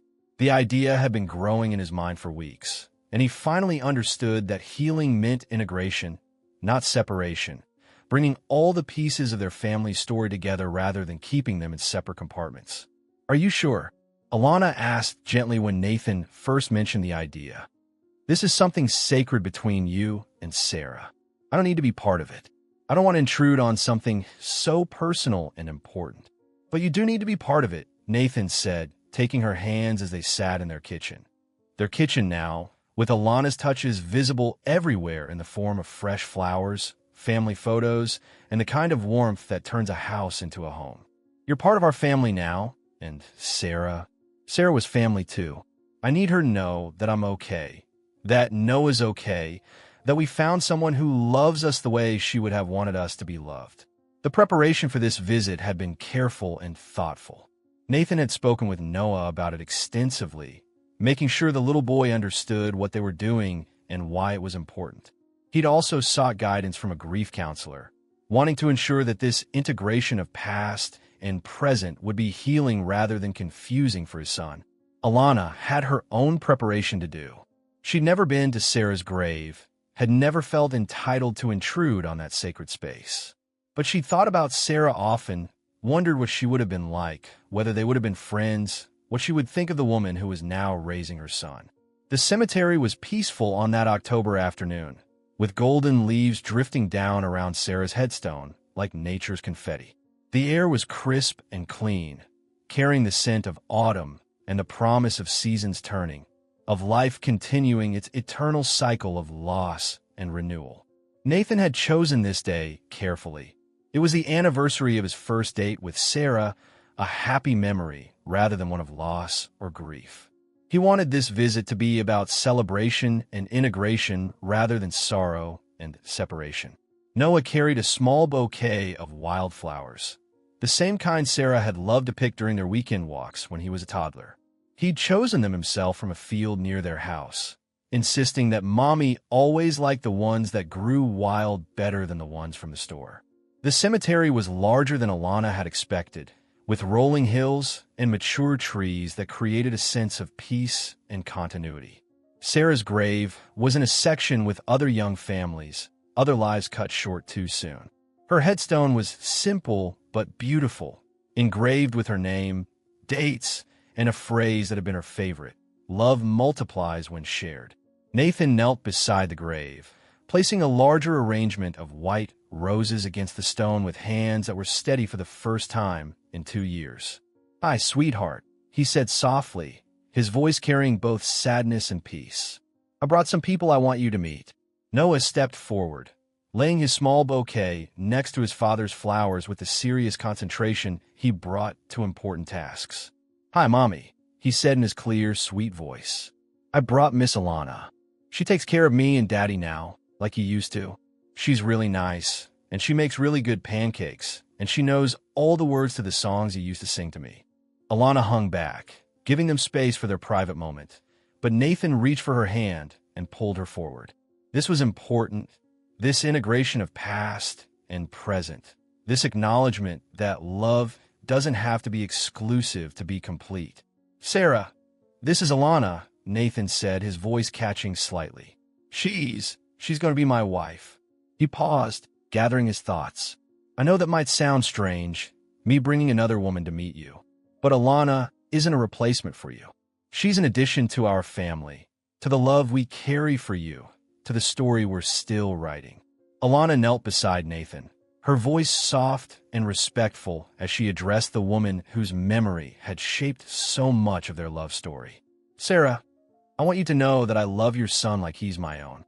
And I love your husband, not because I want to erase what you had together, but because I can see what a good man you helped him become. I promise to honor your memory by taking care of the family you loved, by helping Noah remember you, by making sure he knows how much you wanted him and how proud you would be of the person he's becoming." The words came from Alana's heart, not from any script or preparation. She'd been thinking about what she would say to Sarah if she ever had the chance, and now the words flowed naturally, filled with the respect and gratitude she felt for the woman who had loved Nathan and Noah first.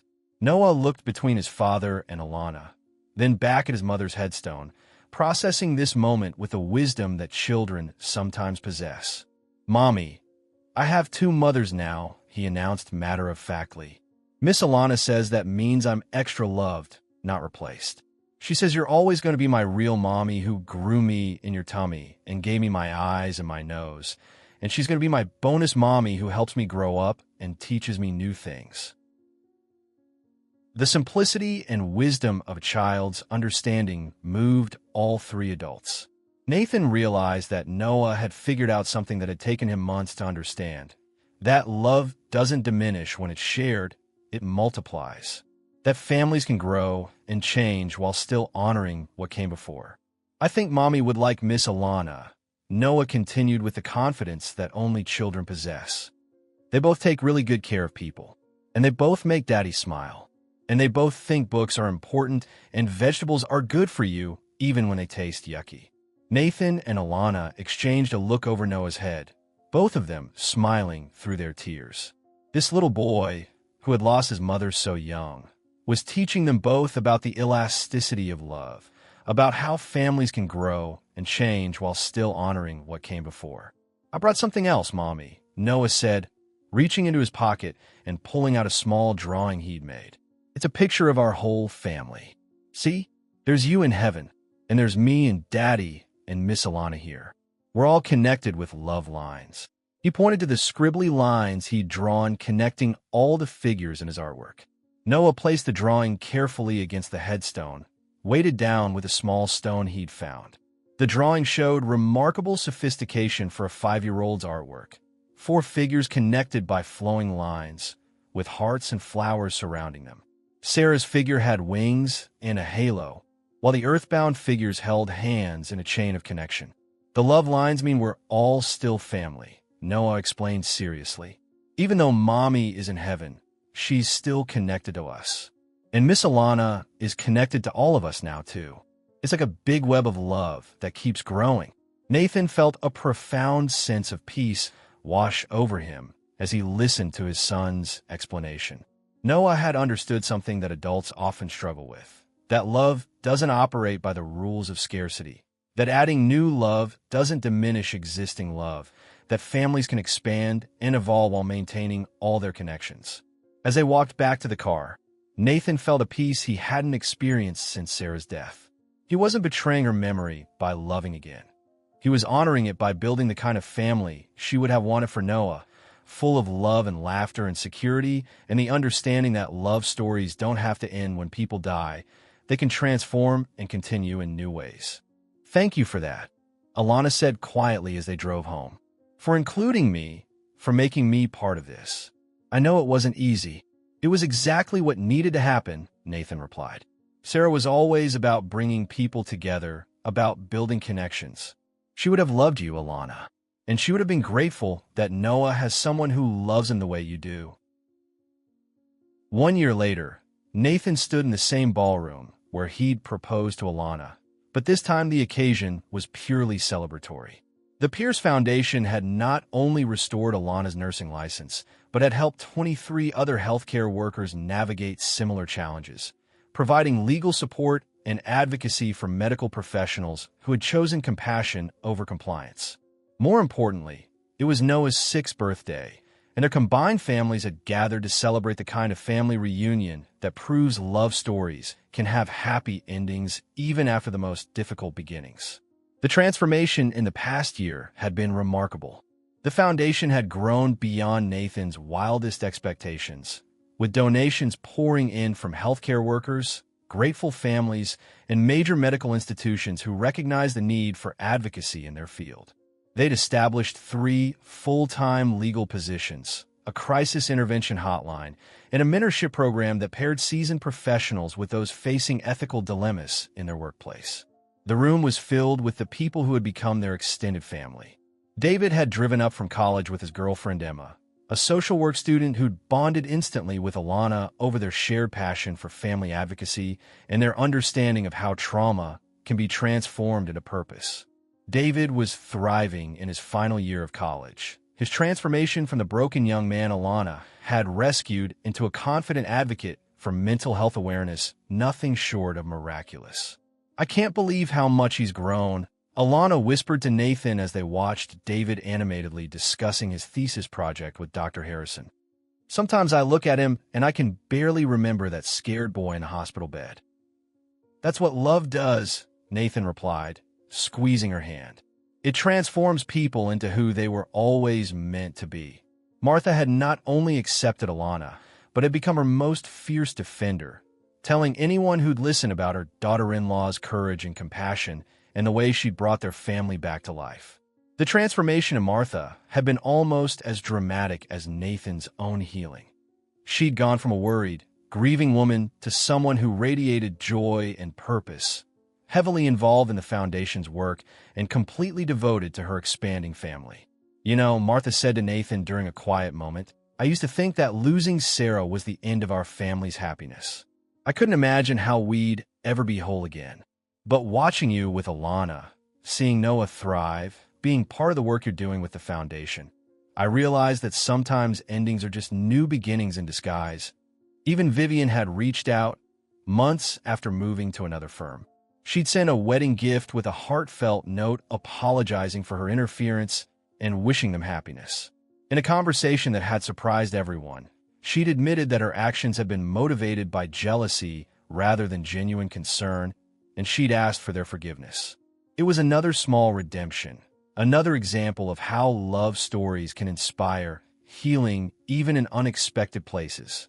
"I spent so many years waiting for something that was never going to happen," Vivian had written in her letter.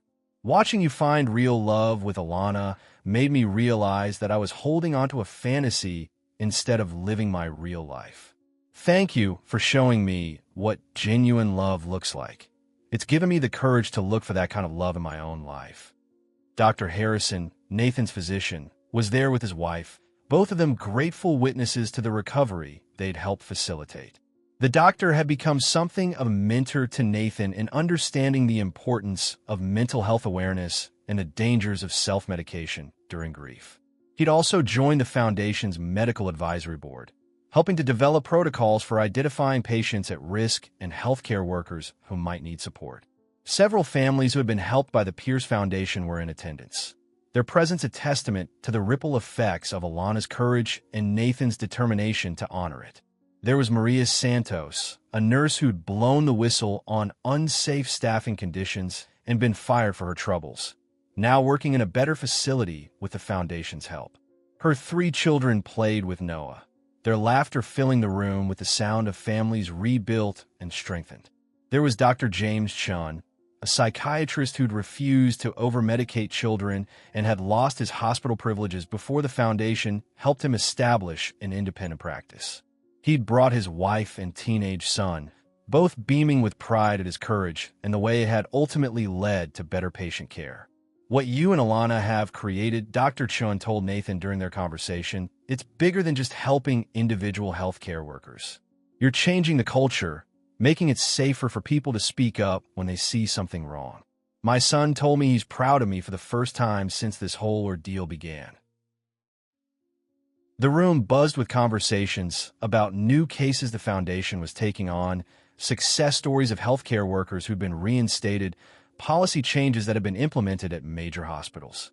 Nathan found himself amazed at how one woman's courage to save a patient, first her brother, then him, had created this expanding network of healing and advocacy. Noah moved through the party like a little host, introducing his friends to his foundation family with the confidence of a child who knows he's deeply loved by many people. He'd grown so much in the past year, not just physically, but emotionally. The shy, withdrawn boy who'd been grieving his mother and worrying about his father had become a confident, joyful child who radiated security and love. "Look, Daddy," Noah called out, tugging Nathan's sleeve. "Mrs. Santos taught me to say happy birthday in Spanish, and Dr. Chin's son showed me how to fold paper airplanes that fly really far." Watching his son navigate the party with such ease and joy, Nathan marveled at the child's resilience and capacity for love. Noah had not only accepted Alana as his bonus mother, but had embraced the entire extended family that had grown around them. He called David Uncle David and Emma almost Aunt Emma, and had appointed himself as the official greeter for all foundation events. "Speech, speech," David called out as Nathan raised his glass for a toast, his voice carrying the joy of someone who had been given a second chance at life and was determined to celebrate every moment of it. All right, Nathan laughed, pulling Alana close to his side while Noah bounced excitedly between them. "I just want to say something about family, about love stories, and about redemption." The room grew quiet, all eyes on the man who'd transformed so completely over the past year, who'd gone from a broken widower to someone who radiated contentment and purpose. "A year ago, I thought I knew what family meant," Nathan began, looking around the room at all the faces that had become precious to him. "I thought it was something fixed, something that couldn't be changed or expanded without somehow diminishing what came before. I thought love was a finite resource, that caring for someone new meant caring less for someone else." He looked down at Noah, who was grinning up at his parents with frosting on his nose and pure joy in his eyes. The little boy had grown so much in the past year, not just physically, but emotionally. He was confident now, secure in the knowledge that he was loved by multiple people in multiple ways, that his family was strong and stable and growing. "My son taught me that love doesn't work that way. Love grows when you share it.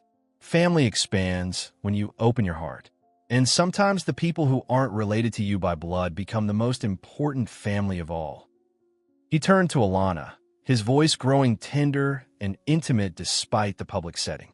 "This woman showed me that love stories don't always begin with romance. Sometimes they begin with someone caring enough to save your life when you don't even know you need saving. Sometimes they begin with redemption, with forgiveness, with someone seeing who you could be instead of just who you are." Alana wiped away tears as Nathan continued, his voice growing stronger and more passionate. She was wearing the antique engagement ring that had belonged to Nathan's grandmother, but she'd added a small charm to her bracelet, a tiny drawing that Noah had made, laminated and turned into jewelry.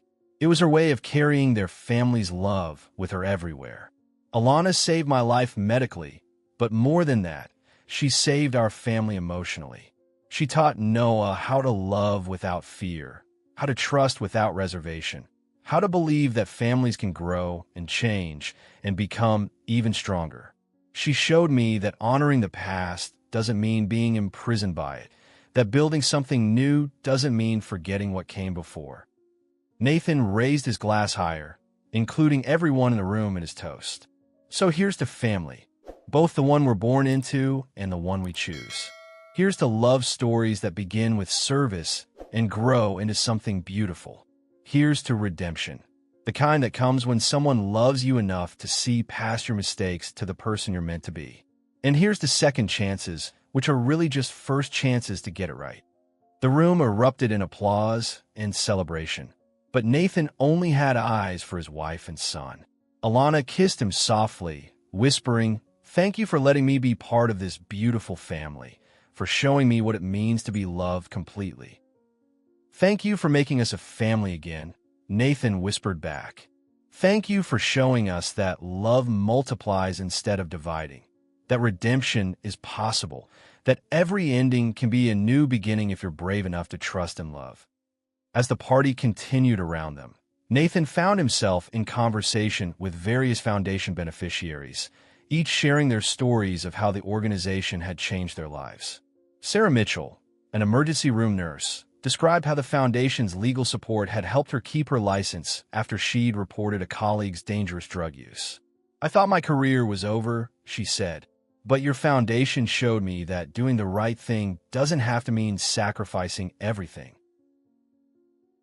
Dr. Robert Kim, a pediatrician who'd been censured for refusing to discharge a child he believed was being abused, shared how the foundation's advocacy had led to policy changes at his hospital.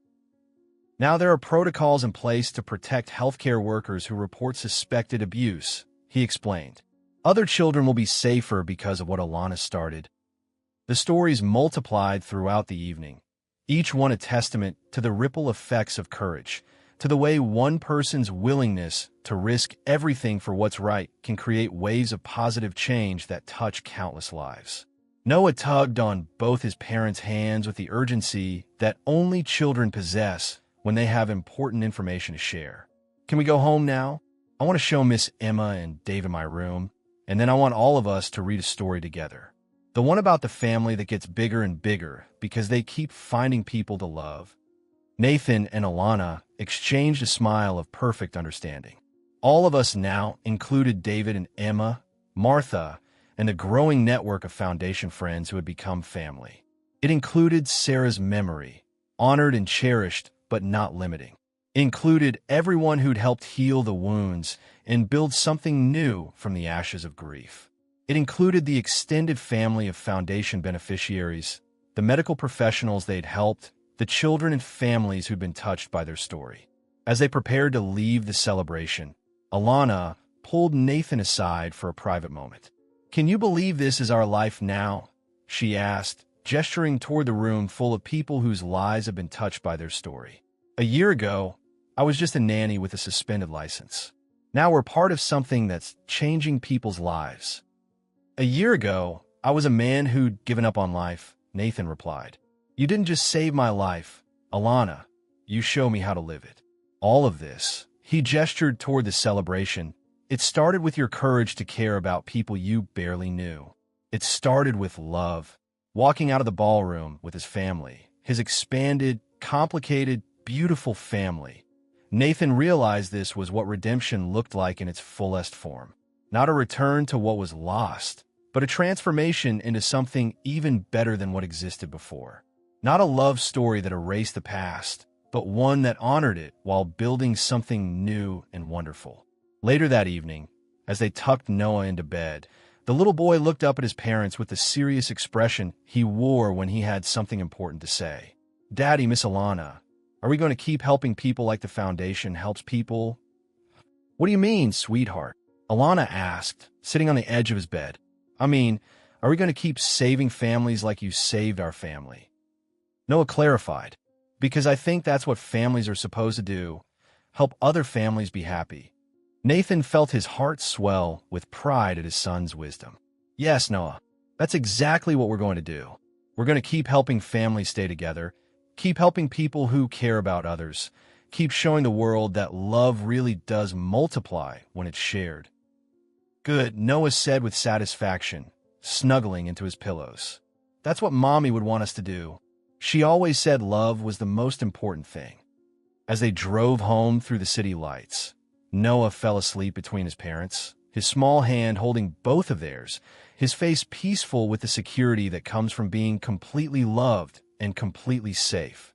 In the quiet of the car, Nathan reflected on the journey that had brought them here, the loss and mistakes and misunderstandings that had somehow led to this perfect moment. "Do you ever think about how different things could have been?" Alana asked softly, echoing Nathan's thoughts. "If you hadn't overheard that phone call, if I hadn't intervened with your medication, if you'd been too proud to track me down after I left." "Every day," Nathan admitted. "But I've learned that there's no point in dwelling on the what-ifs. All those mistakes and misunderstandings and moments of fear led us to this moment, to this family, to this love story. Maybe that's what redemption really means. Not changing the past, but letting it transform you into who you're meant to become." Alana squeezed his hand, understanding completely. "Our family wasn't built despite our mistakes and pain. It was built because of them, through them, into something stronger and more beautiful than either of us could have imagined alone." Nathan nodded, feeling the truth of her words settle into his heart. Their family hadn't been built despite their mistakes and pain. It had been built because of them, through them, into something stronger and more beautiful than either of them could have imagined. This was their love story. Imperfect, complicated, real, and absolutely worth every moment of doubt and fear it had taken to find each other. It was a story about family in all its forms, about redemption that heals more than just the person seeking it, and about love that doesn't replace what came before but adds to it, creating something entirely new and wonderful. And as they pulled into their driveway, with their sleeping son between them and their future stretching out ahead like an open road full of possibilities, Nathan knew that some love stories don't end with happily ever after. They end with happily evermore, because true love and real family keep growing, keep deepening, keep becoming more beautiful with each passing day. The foundation would continue to grow, touching more lives, changing more policies, protecting more healthcare workers who chose compassion over compliance.